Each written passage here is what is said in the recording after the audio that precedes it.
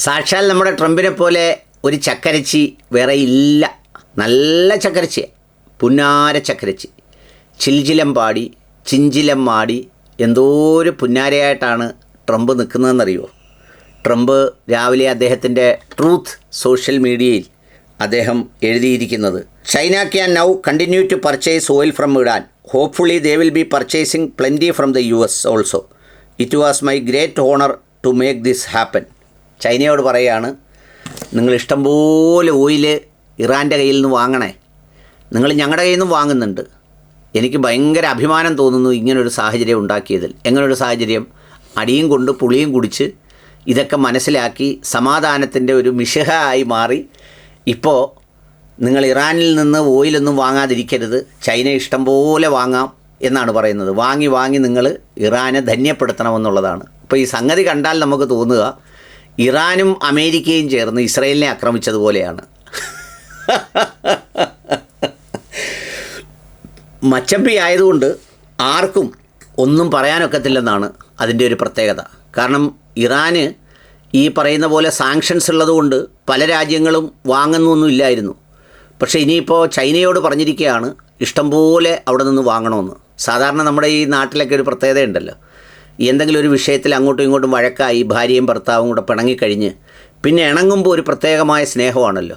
പിന്നെ രണ്ടുപേരും കൂടെ എവിടെയെങ്കിലും പോവുക, എന്തെങ്കിലും കൊതി പലഹാരം വാങ്ങിച്ച് തിന്നുക, കൊതിയുള്ള എന്തെങ്കിലും അസൂയയും കുശുപ്പും രണ്ടുപേരോട് ഇരുന്ന് പറയുക, കുശുകുശുപ്പ് മറ്റുള്ളവരെക്കുറിച്ച് പറയുന്നതിൽ സന്തോഷം കണ്ടെത്തുന്നവരാണെങ്കിൽ അത് കണ്ടെത്തുക തുടങ്ങിയ ഒരുപാട് വിനോദങ്ങൾ ഇത്തരത്തിലുണ്ടാവാറുണ്ട്. പിന്നെ ചിലയിടങ്ങളിലാണെങ്കിൽ ഈ പിണങ്ങിപ്പോകുന്നവർ രണ്ടുപേരും ഒന്നിണങ്ങും, ഒരു കൊച്ചാവും, വീണ്ടും പിണങ്ങും, വീണ്ടും ഇണങ്ങും, ഒന്നുകൂടെ ഒരു കൊച്ചാവും. സംഗതി അവസാനം ഈ പറയുന്നത് പോലെ വിവാഹമോചനത്തിനും കൗൺസിലിങ്ങിനും നമ്മുടെ അടുത്ത് വരുമ്പോൾ നമ്മൾ ചോദിക്കുമ്പം ഇതെങ്ങനെയാണ് ഇത്രയും വഴക്കായിരുന്നു ആദ്യം മുതലെങ്കിൽ ഈ 4 കുട്ടി എങ്ങനെയാണെന്ന് ചോദിച്ചാൽ പറയാതെ ഓരോ തവണ ഇണങ്ങുമ്പോഴും ഉള്ളതാണ്. സത്യം പറഞ്ഞാൽ ഇപ്പോൾ ഈ ട്രംപ് ഇണങ്ങിക്കഴിഞ്ഞപ്പോൾ ഇറാനെ എന്ത് ചെയ്യണമെന്നറിയാത്ത സന്തോഷം. കഴിഞ്ഞ ദിവസം ഇസ്രയേലിൻ്റെ വിമാനങ്ങളും അതുപോലെ തന്നെ പൈലറ്റിനെയും ഒക്കെ തിരിച്ചു വിളിച്ച് ഓടിവാടാ എന്ന് പറഞ്ഞ് വല്ലാത്തൊരൊച്ചയൊക്കെ ഉണ്ടാക്കുന്നുണ്ടായിരുന്നു. ഏതായാലും അത് കേട്ട് ഈ പറഞ്ഞതുപോലെ വല്ലാത്ത സന്തോഷം, വല്ലാത്ത ആഹ്ലാദം ലോകത്തെല്ലായിടവും ഉണ്ടാകുന്നതിനേക്കാൾ കൂടുതൽ ട്രംപിന് തന്നെയാണ് ഉണ്ടാകുന്നത്.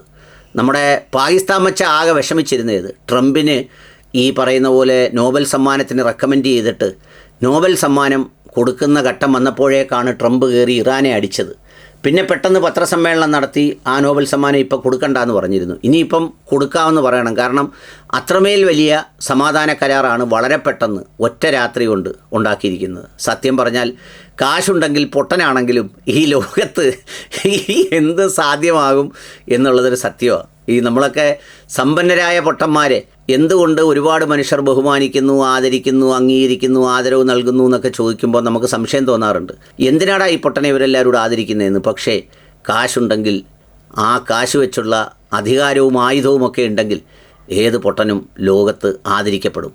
അത് ഒരു പ്രധാനപ്പെട്ട സംഗതിയാണ്. അതുകൊണ്ട് നിങ്ങൾ ഈ പഴഞ്ചൊല്ലുകളോ അല്ലെങ്കിൽ അത്തരം കാര്യങ്ങളോ ഒക്കെ കേട്ട് പഠിച്ചിട്ടുള്ളവർ കാശുള്ള പൊട്ടൻ പൊട്ടനല്ല പട്ടമാണ് എന്നുള്ള ഒരു പുതിയ പഴഞ്ചൊല്ല് കൂടി എൻ്റെ കണക്കായിട്ട് പഠിച്ചോളൂ.